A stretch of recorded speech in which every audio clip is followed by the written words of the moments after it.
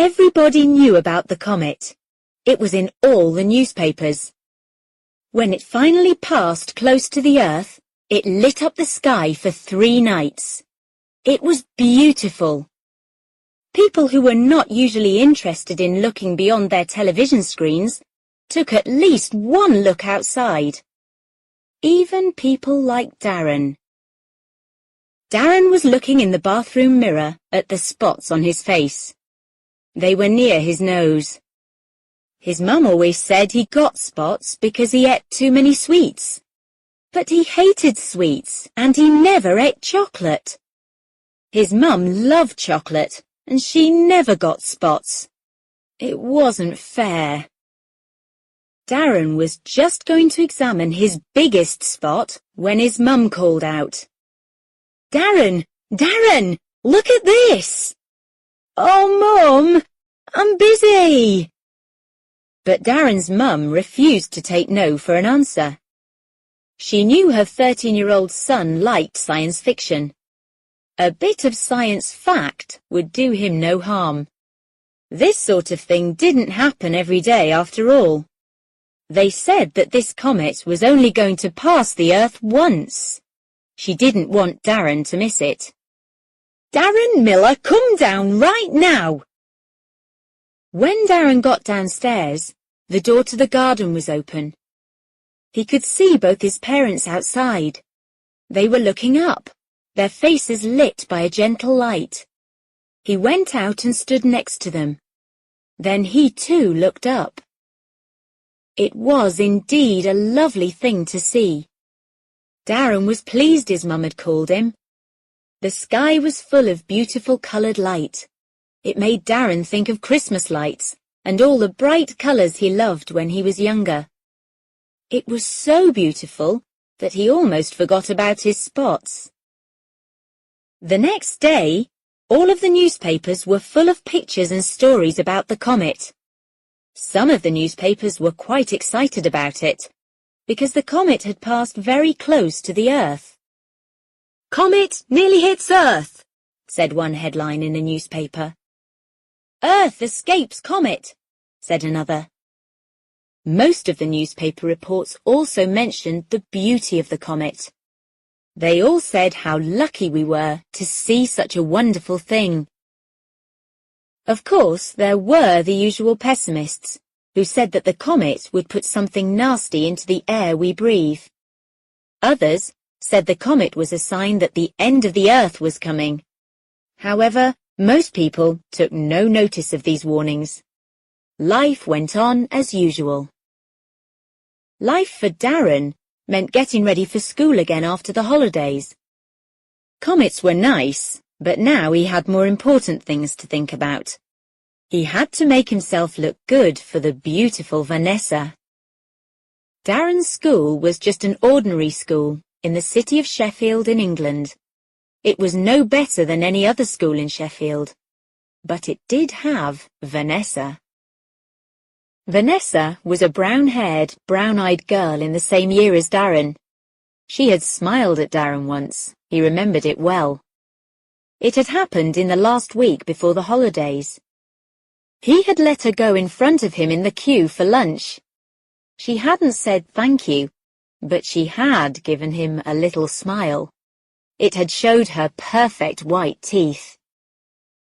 He had been too nervous to speak to her. He just couldn't do it. It would be easier, he felt, to grow wings and fly up to the ceiling. This time he would be ready. He would put on lots of deodorant to make himself smell nice. He wanted to have another look at his spots, and just maybe have a shave. The night before, he had felt something above his mouth that might be the first hairs of a moustache. He made sure he got to the bathroom before everyone else that morning. He wanted to have a close look at those spots. And his new moustache. "Darren, will you be in there for a long time?" It was Darren's mum. "Your father wants to use the bathroom." Darren knew his dad always spent ages in the bathroom. Well, his dad could wait today for a change. "I'll be out soon, Mum. said Darren. But he was lying. He wanted to look good and smell good. It could take a long time. His new deodorant smelled very good this morning. He suddenly noticed all the different smells that went into it. There were flowers, spices, lots of things he had never smelled before. His nose felt a bit wet, too. Was he getting a cold? Probably not if he could smell things so well. Darren walked over to the mirror and looked at his face. His face looked worse than ever. His nose was wet and shiny. It was moving a lot, like an animal's nose. It looked like a rabbit smelling its breakfast. But this wasn't the most shocking thing. His top lip had long, thick hairs on it. They were like the hairs on an animal's nose. They were like the whiskers of a rabbit. Darren screamed. Time, the present. Place, Singapore. Julie Ong had been 14 for 3 weeks. A lot of her friends were 14 too. They all agreed that a young woman should watch her weight. It was especially important not to eat sweets and cakes. Julie hadn't eaten a cake or a piece of chocolate since her birthday, but there were still no signs that her parents saw Julie as a young woman. To them, she was still a child. Then there was the strange thing with the comet. Everybody was talking about it. Julie's English teacher gave her class homework about it. They had to describe the comet in a poem. It was so unfair. The comet had been quite beautiful, but writing about it was no fun at all. Julie decided to take a break from her Sunday morning homework. Instead of writing, she would comb her long black hair in the mirror. It was more interesting than writing a poem, at least.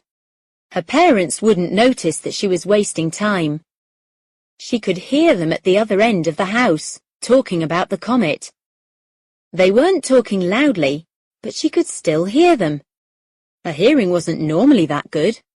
It was very odd. Julie picked up her hairbrush, her favourite pink one, and walked towards her bedroom mirror. But when she looked at herself, she immediately noticed something strange. There were 2 things rising up and out from her hair. They were on both sides of her head. Julie pushed back her hair and saw that the 2 things were her ears. They were now pointed at the top, like an animal's ears, and they were bigger too, much bigger. Julie fainted.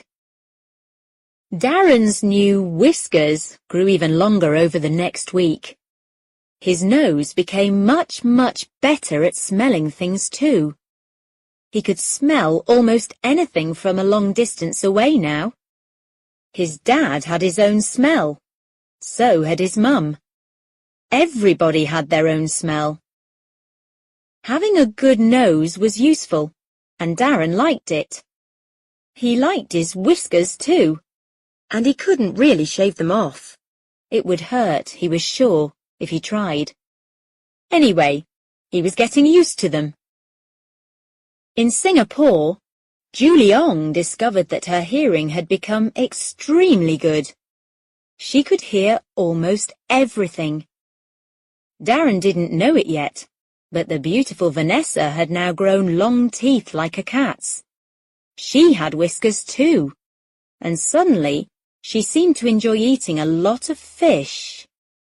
Darren, Julie, and Vanessa were not alone.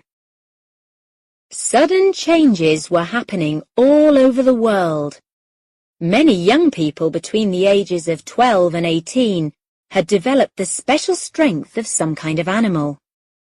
Sometimes it wasn't immediately obvious, like having the fantastic eyesight of a hunting bird.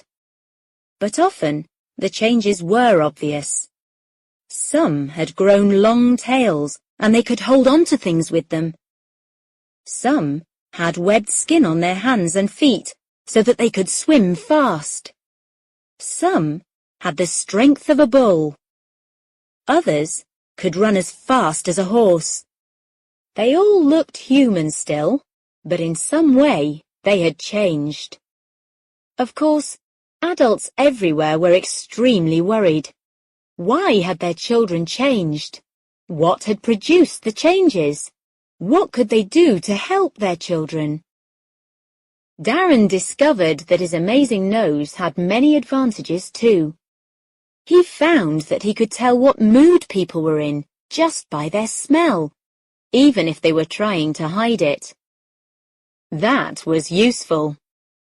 This new sense of smell was useful in other ways too.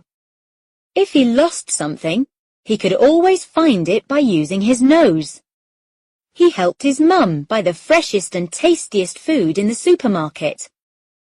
He now used deodorant which didn't have a strong smell. His new nose didn't like strong smells anymore. "You'd better not get too used to it," said his dad. "Someday soon we'll be able to get you back the way you were." "Maybe, Dad," Darren said. "But what if I don't want to go back to the way I was?" Darren's father didn't say anything. Like many other parents, he didn't understand how his son could like the changes.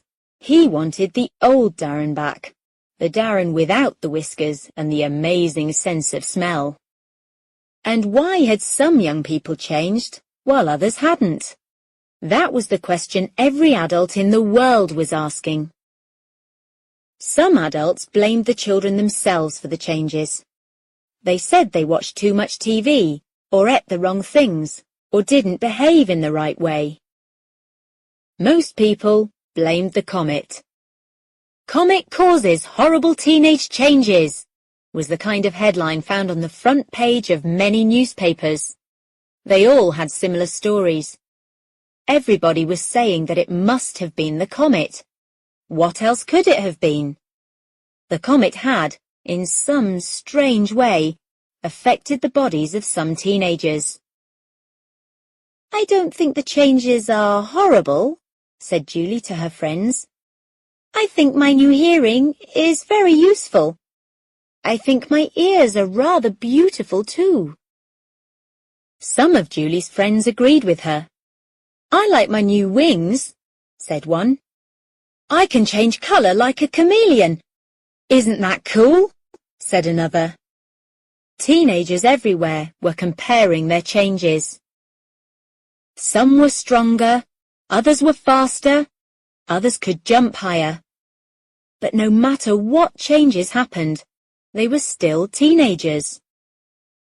But then something strange happened.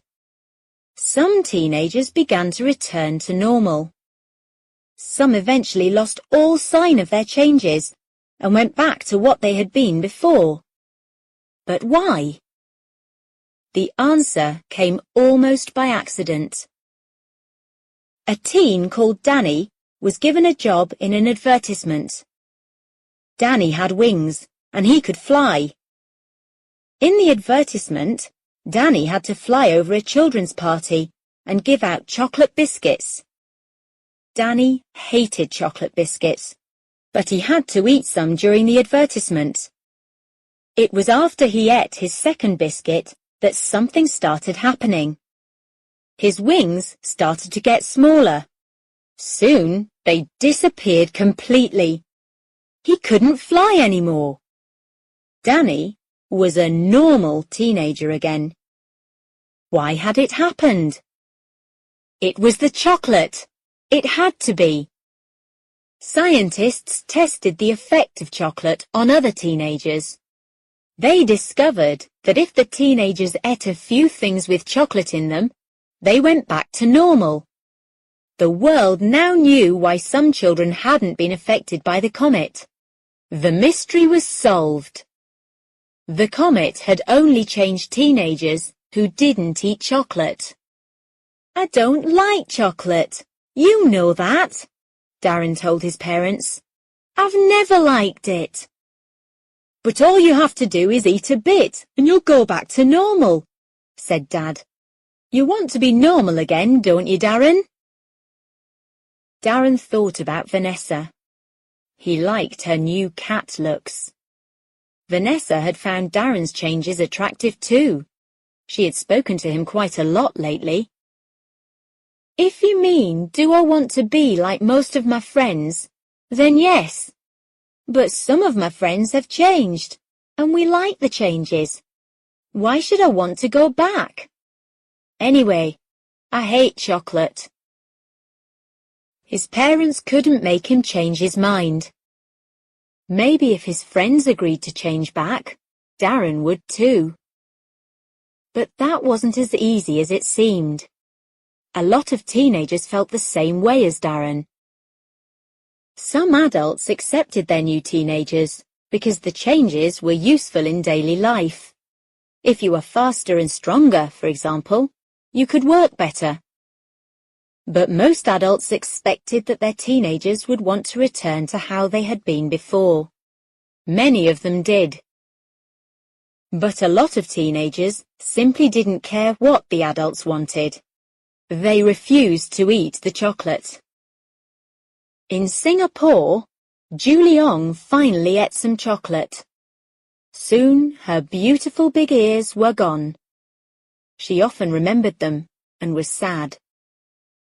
In Sheffield, Darren Miller was using his nose to enjoy the sweet smell of the carrots growing in Vanessa's garden. Vanessa watched him happily as she ate a fish on top of the garden wall.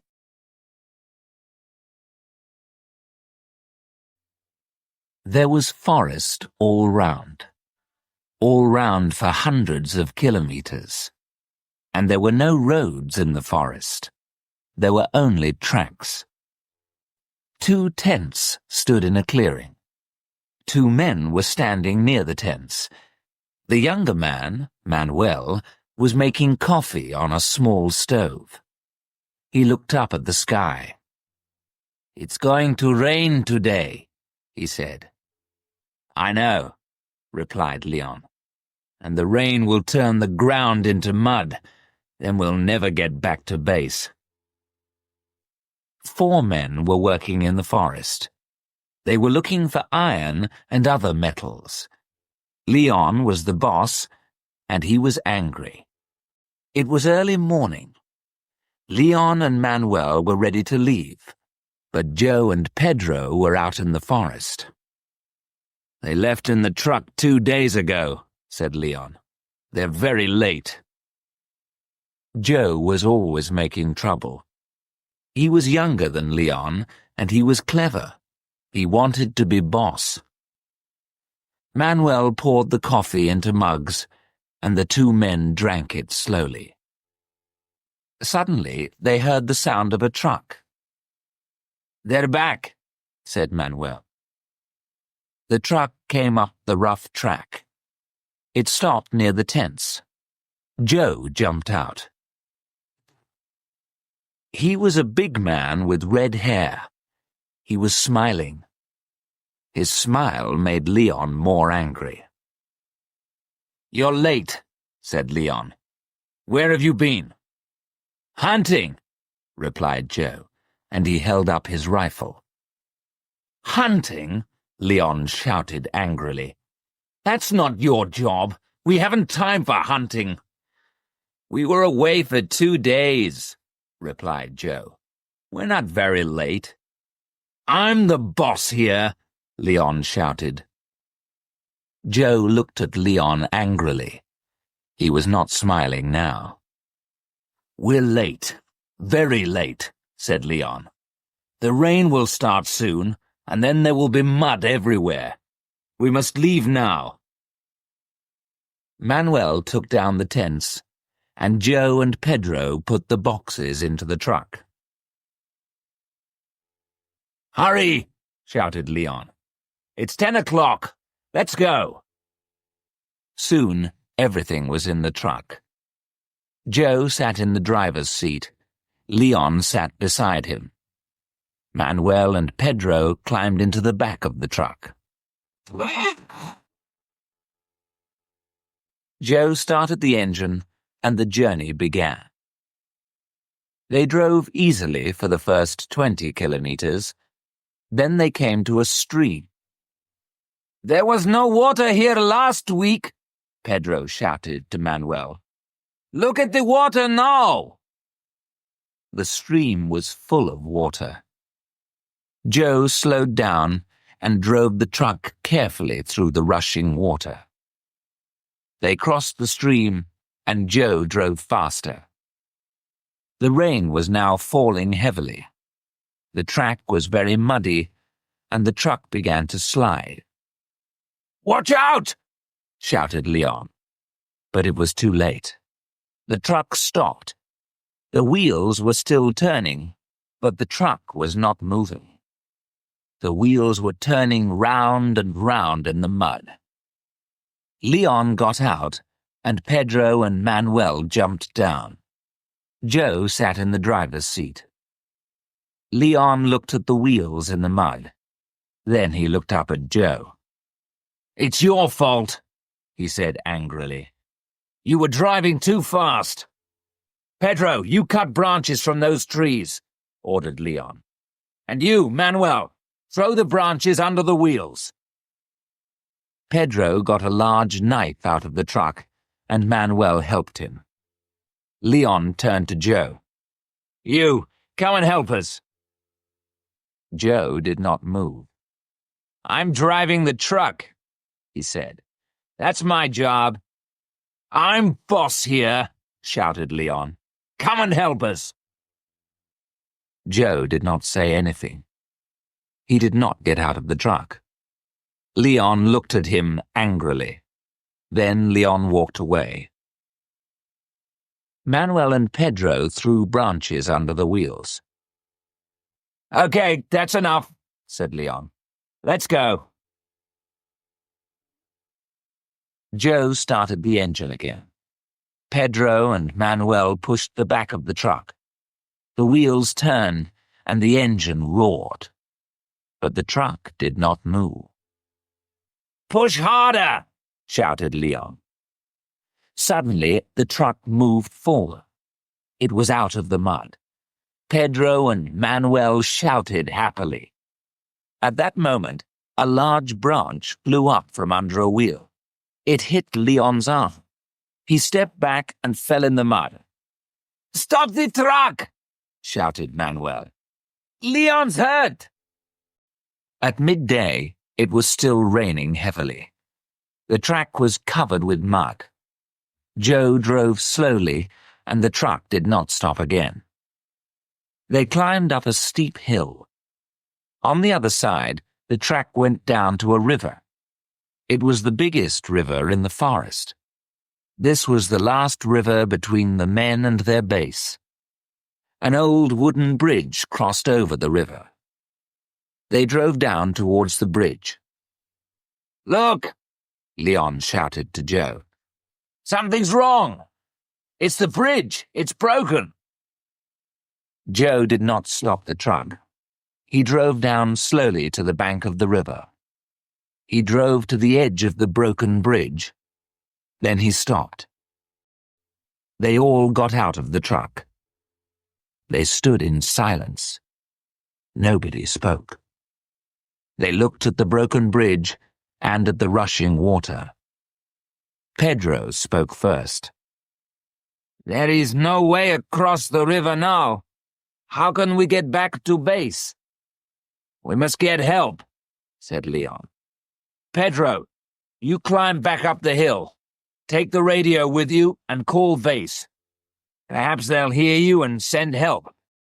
Manuel lifted the radio out of the truck and fixed it to Pedro's back. Joe stopped them. "It won't work," he said. "Why not?" asked Leon. "It isn't a strong radio," replied Joe. "We're too far away from the base.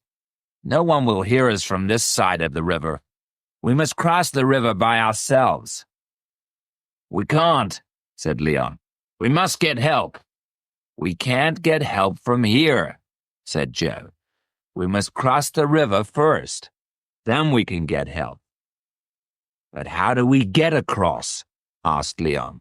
It's too dangerous. Look at the water. The rain was still falling heavily, and the water was rising. I have a plan, said Joe. Leon looked at Joe and smiled.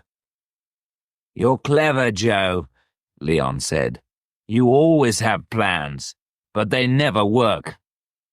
Let's listen to Joe's plan, said Manuel. We can use the boat, said Joe. Leon laughed. Don't be stupid. The boat's too small for 4 people. And look at the rushing water. It will carry the boat away. But we've got a rope, said Joe. We can tie the rope to the boat. With luck, the water will carry the boat to the other side. We can try it, said Pedro. It won't work, said Leon. It will work, said Joe. Look, I'll show you. It won't work, Leon said, but we can try it. I'll go first, Joe said. It's my plan. No, let me go, said Pedro. I am stronger. You can both go, said Leon. Pedro, you stay on the other side. Joe, you bring the boat back, and then you can take Manuel. Then you can come back again for me. Good, Joe said. Pedro, you bring the radio. You can use it on the other side of the river. Pedro got the rubber boat out of the truck and pumped it up. Leon helped him with his right arm. There was a long rope in the back of the truck. Joe tied it to the broken bridge. Manuel tied the other end of the rope to the rubber boat. It's a long rope, Leon said. It'll be all right. Hurry, said Joe. The water is rising quickly. Joe and Pedro carried the boat. Manuel and Leon walked behind them. Manuel held the boat. Joe and Pedro climbed in. The rushing water took the boat into the middle of the river. The boat crossed to the other side. It came near the bridge. Joe held on. Pedro climbed out of the boat. Pedro tied the rope to a piece of the bridge. Pedro stayed on the far side of the river. Joe pulled hard on the rope, and the boat slowly came back to Leon and Manuel. You get in now, Manuel, said Leon. I'm going last. No, you're not, Manuel replied. Your arm is broken. You can't get into the boat alone. You need help. I'll help you. Manuel is right, said Joe. You need help, Leon.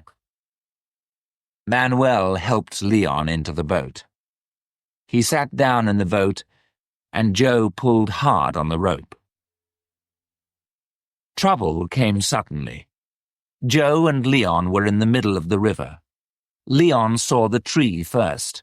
The rushing water was pulling it down the river. Look out! Leon shouted.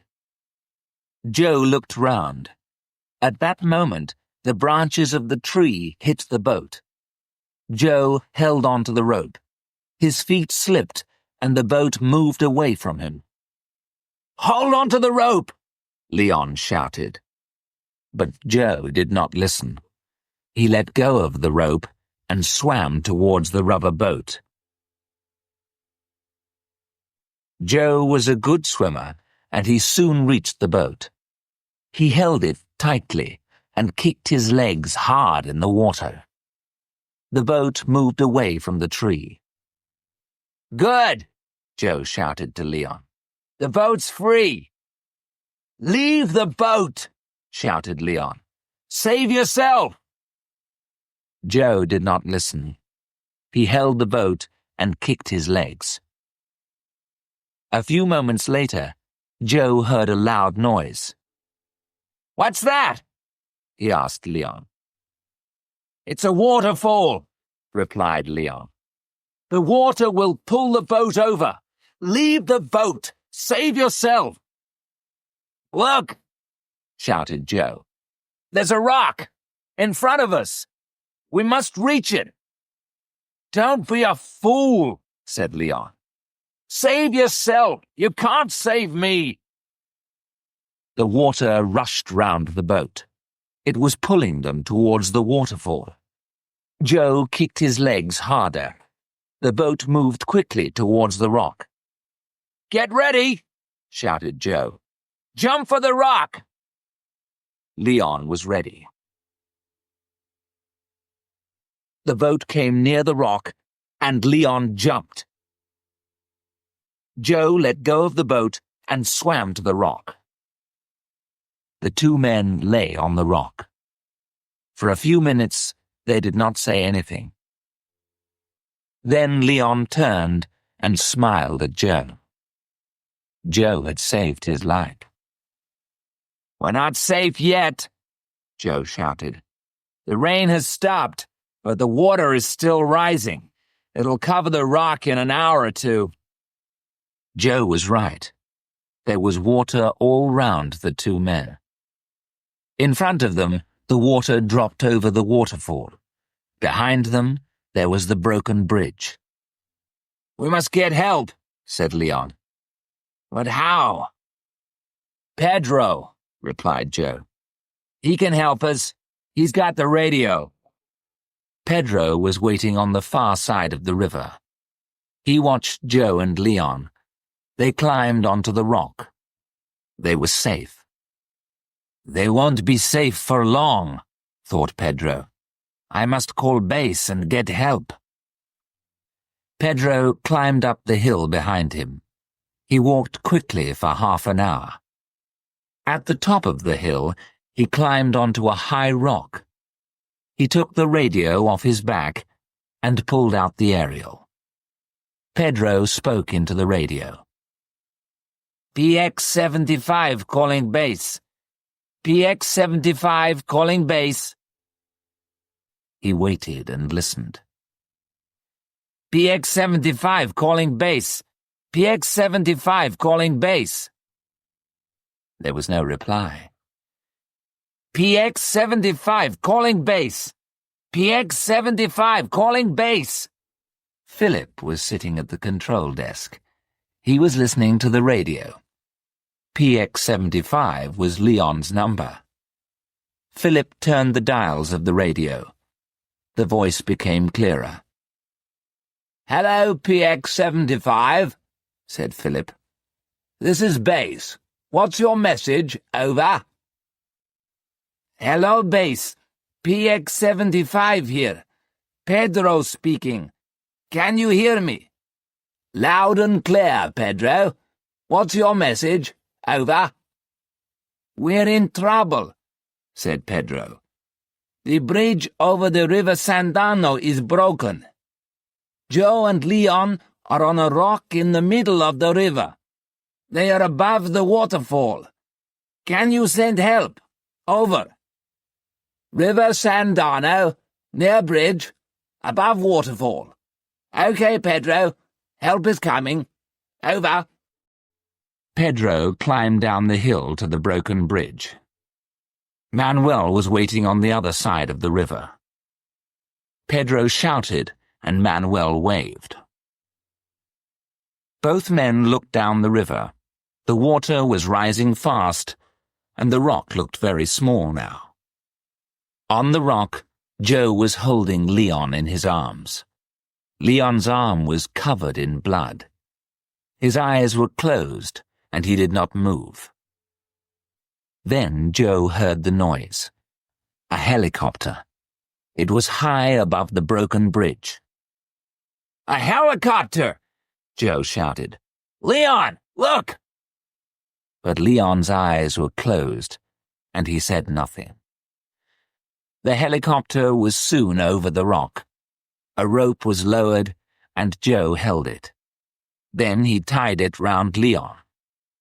Joe held Leon with one hand, and he held the rope with the other. Slowly, the two men were lifted in the air. Leon woke up slowly. He was still half asleep. "Where am I?" he asked. Then he remembered the rock, and the helicopter, and Joe. "Joe!" he shouted out. "Where's Joe?" "Don't worry," said a voice. "I'm not dead yet." Leon opened his eyes fully and saw Joe. Joe was smiling. Pedro and Manuel were standing next to him. The four men were in a hut at base. Leon was lying in bed, and his arm was in plaster. "You'll feel better in a few days, Leon," said Joe. "I feel better now," said Leon, "but I need a drink." "Water?" asked Manuel. "No, not water," replied Leon. "I don't want to see water again, not for a long time." And they all laughed.